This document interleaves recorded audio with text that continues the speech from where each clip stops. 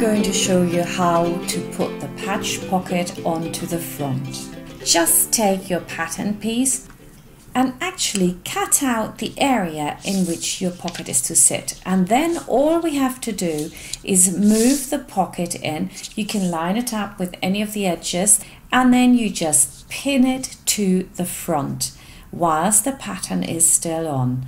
And once it's securely on there, we are then going to remove the paper again, and voila, we have got our pocket in exactly the right position. Now I'm going to do the other side. I put over the top my second pocket,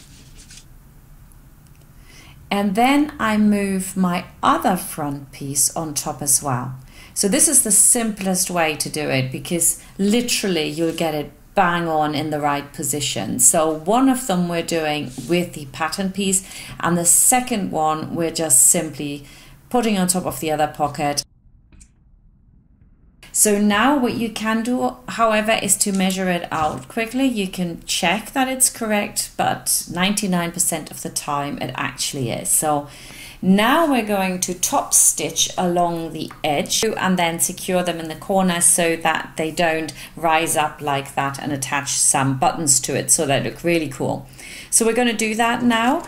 I'm sewing from the crease that we've got in there all the way around. Now when you sew around the curve, you want to make very sure that you have a mark on your presser foot. The presser feet with a see-through plastic part on it are the best to use, because they will have a point that you can line up with. That would be great. And then you just pick a point of that, you line the pocket edge up with that point on your presser foot, and very carefully move all the way around. And then I'm just stitching over the edge because I don't want them to just, like, you know, flop up. And that's basically it. We have done the pocket, and we can move on to the next step, and you can now move on to the next video. See you there.